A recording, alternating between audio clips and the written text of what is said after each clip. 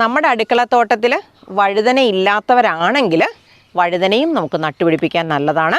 വഴുതന പോലെയുള്ളവയ്ക്കെല്ലാം നല്ല ചൂടും വെളിച്ചവുമാണ് ആവശ്യം. ഇത് രണ്ടും ധാരാളം കിട്ടുന്നൊരു സമയമാണ് ഫെബ്രുവരി എന്ന് പറയുന്നത്. പിന്നെ നമ്മൾ വഴുതന നട്ടുപിടിപ്പിച്ചാലത്തെ ഒരു ഗുണമെന്ന് പറഞ്ഞാൽ ചുവട് പിടിച്ച് കിട്ടിയാൽ അതൊരു 3-4 വർഷം വരെ തുടർച്ചയായിട്ട് നമുക്ക് വിളവ് തരും, പ്രത്യേകിച്ച് മണ്ണിലാണെങ്കിൽ കേട്ടോ. ഗ്രോ ബാഗുകൾക്കകത്തൊക്കെ ആണെങ്കിൽ വെള്ളം കൂടിപ്പോയാലും അല്ലെങ്കിൽ കീടങ്ങളുടെ ശല്യമൊക്കെ വന്നാലൊക്കെ വ്യത്യാസം വന്നേക്കാം. പക്ഷേ നമ്മൾ മണ്ണിൽ നട്ട് വളർത്തുന്നവർക്കാണെങ്കിൽ തുടർച്ചയായിട്ടൊരു 4 വർഷം വരെ ഒരു സങ്കടവും കൂടാതെ ഒരു ബുദ്ധിമുട്ടും കൂടാതെ നമുക്ക് വിളവെടുക്കാനായിട്ട് പറ്റും.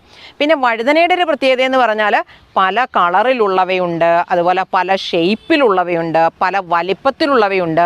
നമ്മുടെ ഇഷ്ടം ഏതാണോ അതിൻ്റെ ഒരു 3-4 ചൂട് നമ്മൾ നട്ട് വളർത്തുക. നമ്മുടെ ആവശ്യത്തിന് വീട്ടിലേക്കുള്ള കറി വയ്ക്കാനുള്ള വഴുതന എപ്പോൾ നോക്കിയാലും നമുക്കുള്ളത് നമുക്ക് കിട്ടും.